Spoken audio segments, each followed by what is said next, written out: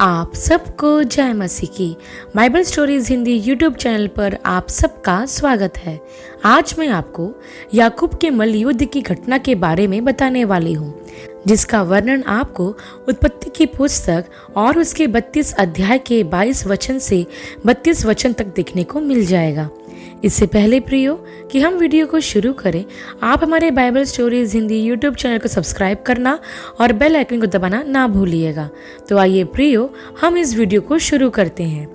यह उस समय की बात है जब याकूब अपने भाई एसाव से मिलने के लिए जा रहा था, क्योंकि याकूब ने छल से एसाव का आशीर्वाद ले लिया था, जिसके कारण एसाव याकूब पर क्रोधित हो गया था। इसलिए याकूब अपने पिता के घर से अपने मामा के घर भाग गया था, जहां वह 20 साल अपने मामा लाबान की सेवा करता रहा। 20 साल बाद जब वह वापस अपने भाई के पास जाने को निकला, तो उसे भय था कि कहीं एसाव अभी भी उस पर क्रोधित तो नहीं है। इसलिए उसने अपने परिवार को आगे भेज दिया और खुद यब्बोक नदी के पास रुक गया। फिर जब वह अकेला रह गया, तब एक पुरुष आकर पौ फटने तक उससे मल्लयुद्ध करता रहा। जब उसने देखा कि मैं याकूब पर प्रबल नहीं होता, तब उस पुरुष ने याकूब की जांघ की नस को छुआ और याकूब की जांघ की नस उस पुरुष से मल्लयुद्ध करते ही करते चढ़ गई। तब उस पुरुष ने कहा, मुझे जाने दे, क्योंकि भोर होने वाला है। याकूब ने कहा, जब तक तू मुझे आशीर्वाद न दे, तब तक मैं तुझे जाने नहीं दूंगा। और उसने याकूब से पूछा, तेरा नाम क्या है? उसने कहा, याकूब। तब उस पुरुष ने कहा कि तेरा नाम अब से याकूब नहीं, परंतु इज़राइल होगा, क्योंकि तू परमेश्वर से और मनुष्यों से भी युद्ध करके प्रबल हुआ है। तब याकूब ने कहा, मैं विनती करता हूँ, मुझे अपना नाम बता। उसने कहा, तू मेरा नाम क्यों पूछता है? तब उस पुरुष ने उसको वही आशीर्वाद दिया। तब याकूब ने यह कहकर उस स्थान का नाम पनीएल रखा कि परमेश्वर को आमने सामने देखने पर भी मेरा प्राण बच गया है।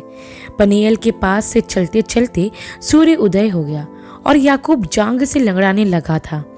प्रियो, कुछ बातें हैं जो इस घटना से हमको सीखना जरूरी है। सबसे पहले हम याकूब के चरित्र के बारे में देखते हैं। जैसा कि हम जानते हैं कि याकूब जन्म से ही धूर्त किस्म का व्यक्ति था। वह माता के गर्भ से निकलते समय एसाव की एड़ी पकड़े हुए उत्पन्न हुआ। इसी वजह से उसका नाम याकूब रखा गया, क्योंकि याकूब का अर्थ होता है धोखा देने वाला या चालाकी से दूसरे का स्थान हथियाने वाला। अतः जैसे उसका नाम था, उसने वैसा ही काम भी किया। पहले तो उसने अपने भाई एसाव की मजबूरी का फायदा उठाकर उससे पहलौटे का अधिकार ले लिया। फिर जब इसहाक एसाव को आशीर्वाद देने वाला था, तो याकूब ने भेष बदलकर इसहाक से एसाव का आशीर्वाद भी ले लिया, क्योंकि इसहाक को उसके बुढ़ापे में धुंधला दिखाई पड़ता था। तो याकूब बकरी की खाल लगाकर इसहाक के पास आया, और इसहाक ने भी जब याकूब को छुआ, तो बकरी की खाल के कारण इसहाक को वह एसाव ही लगा, क्योंकि एसाव की देह रोममय थी। जब एसाव को यह मालूम पड़ा कि याकूब ने उसे धोखा दिया है और छल से उसको मिलने वाला आशीर्वाद ले लिया है, तो एसाव याकूब पर बहुत क्रोधित हुआ। इसके कारण रिबका ने याकूब को उसके मामा लाबान के यहाँ भेज दिया, जहाँ उसने अपनी पसंद की लड़की से विवाह करने के लिए अपने मामा लाबान की 14 वर्ष तक सेवा की। फिर जब बुद्धिमानी के साथ वह अपने मामा के यहाँ बहुत धनी हो गया, तो परमेश्वर के निर्देश अनुसार वह अपने पिता के घर जाने को लौटा। लेकिन उसे इस बात का डर था कि कहीं एसाव अभी तक उससे नाराज तो नहीं है। एक तरह से देखा जाए तो जो कुछ भी याकूब ने एसाव के साथ किया था, उस वजह से याकूब एसाव से नजरें मिलाने के भी योग्य नहीं था। वह इसी असमंजस में था कि अपने भाई की क्षमा को कैसे प्राप्त किया जाए, और इसलिए वह अपने परिवार को आगे भेजकर खुद यब्बोक नदी के पास रुक गया। प्रियो, यहाँ पर ध्यान देने वाली बात यह है कि याकूब ने अपने जीवन के 20 वर्ष सांसारिक वस्तुओं को प्राप्त करने में व्यतीत कर दिए। उसने लाबान को धोखा देकर उसकी भेड़ें प्राप्त कर ली, और इस प्रकार वह बहुत धनी व्यक्ति बन गया। वह लाबान के यहाँ खाली हाथ आया था, लेकिन वहाँ वह एक बहुत धनवान व्यक्ति बन गया। तथा उसने अपनी समृद्धि को परमेश्वर की आशीष का नाम दिया, जैसे आजकल के बहुत से मसीही विश्वासी करती हैं। क्योंकि आज बहुत से मसीही लोगों को लगता है कि अच्छा घर होना, घर में 2-2, 3-3 गाड़ियां होना, सुख सुविधाओं की सारी वस्तुएं होना ही परमेश्वर की आशीष है। मैंने तो ऐसे कई लोगों को देखा है कि जो गलत तरीके से पैसा कमाते हैं और कहते हैं कि यह परमेश्वर की आशीष है। मैं आपसे पूछना चाहती हूँ प्रियो, कि क्या समृद्ध होना ही परमेश्वर की आशीष है? नहीं प्रियो, परमेश्वर की सच्ची आशीष का चिन्ह है मसीह की समानता में बदलना। यदि आपके पास अच्छी नौकरी, एक अच्छा घर और कई सुख सुविधाएं हैं और प्रभु नहीं है, तो फिर इन सब का क्या फायदा? आज कई लोग अपनी बुद्धि और अपनी ताकत का इस्तेमाल करके बहुत कुछ हासिल कर लेते हैं और उसे परमेश्वर की आशीष का नाम देते हैं। ध्यान रखिए प्रियो, याकूब ने यही किया था, लेकिन परमेश्वर ने उसके अहंकार को चूर चूर किया। जैसा हम इस घटना में पढ़ते हैं कि जब याकूब अपने भाई से मिलने जा रहा था, तो उसे विश्वास था कि उस धोखे के कारण जो उसने एसाव को 20 वर्ष पहले दिया था, एसाव उसे मार डालेगा। वह व्यक्ति जो अपनी चतुराई के कारण किसी को भी धोखा दे सकता था, अब वह भयभीत है, क्योंकि उसे भी अपने भाई की क्षमा की आवश्यकता है। उसे पता था कि इस कठिन परिस्थिति से परमेश्वर ही उसे बाहर निकाल सकते हैं, इसलिए वह यब्बोक नदी के पास अकेला रह गया। प्रियो, यहाँ मैं आपको यह भी बताना चाहती हूँ कि कभी कभी परमेश्वर हमको अकेला भी कर देते हैं ताकि वह स्वयं हमसे मिल सके, और शैतान नहीं चाहता कि हमारी मुलाकात परमेश्वर से हो। इसलिए उसने हमारे जीवन तथा दिनचर्या को व्यस्त कर रखा है। इसलिए आप देखोगे कि अधिकतर विश्वासियों के पास समय ही नहीं है कि वे परमेश्वर के साथ अकेले मिले या उसके साथ अकेले समय बिताए। कई विश्वासियों के तो दिन भर का कार्यक्रम सेट होता है, जिसमें परमेश्वर के साथ समय बिताने का कोई वक्त ही नहीं होता, अर्थात उनकी दिनचर्या में परमेश्वर का कोई स्थान नहीं होता। और यह आज के मसीह जगत के लिए किसी त्रासदी से कम नहीं है। यह हमारे लिए बड़े दुख की बात है कि आज के विश्वासियों के पास दुनिया के लिए तो समय है, लेकिन दुनिया बनाने वाले परमेश्वर के लिए समय ही नहीं है।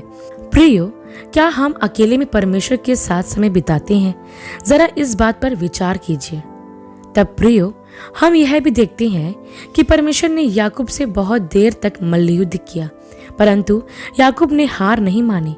फिर जब परमेश्वर ने देखा कि याकूब हठीला अर्थात जिद्दी है, तो उसने याकूब की जांघ की नस को छुआ और उसकी जांघ की नस अपने स्थान से हट गई। उस समय याकूब केवल 40 वर्ष का था, अर्थात जवान ही था। और इतनी कम उम्र में एक पांव से लंगड़ा हो जाना और बैसाखी का सहारा लेना एक बहुत बुरा अनुभव है, क्योंकि याकूब को अपना शेष जीवन बैसाखी के सहारे ही चलना होगा। संभवतः परमेश्वर ने कई तरह से याकूब को तोड़ने की कोशिश की होगी, लेकिन वह सफल नहीं हुए, और इसलिए परमेश्वर ने याकूब को एक स्थायी विकलांगता दे दी, जिसके कारण अंत में याकूब टूट जाने में सफल हुआ। तब फिर परमेश्वर ने उसे नया नाम दिया। उसने कहा कि अब से तेरा नाम याकूब नहीं परंतु इज़राइल होगा।